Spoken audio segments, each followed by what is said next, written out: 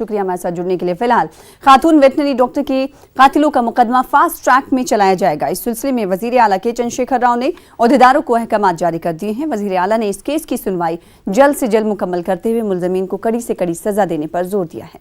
वाज़ेह कि वरंगल में एक नाबालिग लड़की के कत्ल के बाद फास्ट ट्रैक कोर्ट कायम करते हुए 56 दिनों में फैसला सुनाया गया। इसी तर्ज पर खातून वेटनरी डॉक्टर के केस की सुनवाई भी जल्द मुकम्मल करने की वजीर आला ने हिदायत दी है। वजीर आला ने कहा कि खातून वेटनरी डॉक्टर के घर वालों को हर तरह की इमदाद फराहम कराई जाएगी।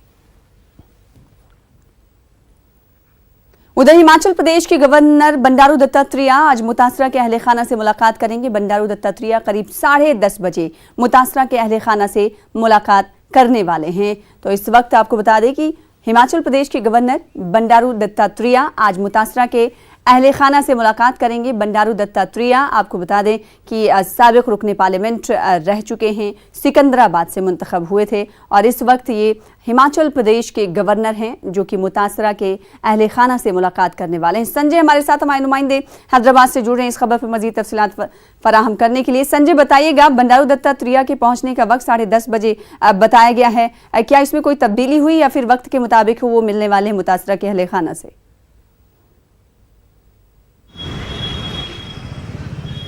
सना, जैसा कि हमें बताया गया कि बंडारू दत्तात्रेय 10:30 बजे के आसपास जो है उनके घर पहुंचेंगे और उनसे उनका हालचाल जानेंगे, उनको सांत्वना देने की कोशिश करेंगे कि इस मामले में जितनी जल्दी हो सकेगा वो न्याय होगा।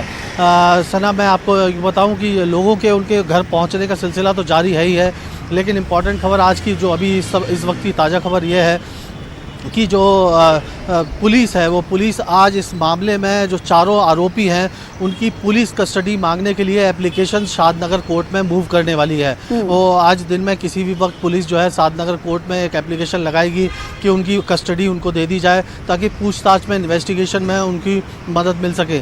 इसके अलावा उस पेट्रोल पंप वाले को भी नोटिस जारी किया जा रहा है जिसने आरोपियों को पेट्रोल जो है बॉटल में दिया था। तो ये दो बातें इम्पॉर्टेंट हुई हैं। एक ख़ास बात जो इस पूरे मामले में अब तक सामने आई है सना कि ये पूरे मामले में कई जगह लापरवाहियां देखने को मिली।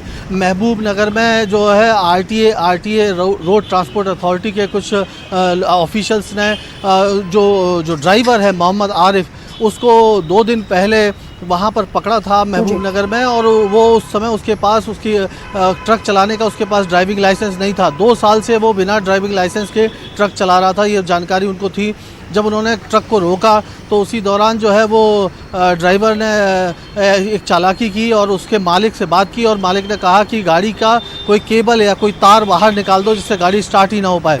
और इसके बाद ट्रक स्टार्ट नहीं हो पाया और आरटीए के ऑफिशियल्स जो है वो ट्रक को वहीं पर छोड़कर बिना सीज किए वहाँ से चले गए। और इसके बाद आरोपी जो है वो क्लीनर शिवा के साथ मोहम्मद आरिफ और शिवा दोनों लोग हैदराबाद की तरफ बढ़े और फिर हैदराबाद में उन्होंने इस जघन्य अपराध को अंजाम दिया। तो अगर कहीं आरटीए ने उस वक्त ट्रक को सीज कर दिया होता तो शायद ये स्थिति ना निर्मित होती, लेकिन ये मामला सामने आया है। फिलहाल जो है वो लोग प्रदर्शन कर रहे हैं। सना, हैदराबाद में एबीवीपी का बड़ा प्रदर्शन होने वाला है कुछ देर में ही और उनका कहना है कि इस मामले में जितनी जल्दी न्याय हो वो ज़रूरी है और जो आरोपी हैं उनको कड़ी से कड़ी सज़ा मिलनी चाहिए। जी सना, बेहद शुक्रिया संजय हमारे साथ जुड़ने के लिए। आगे भी आपसे राब्ता कायम करते रहेंगे।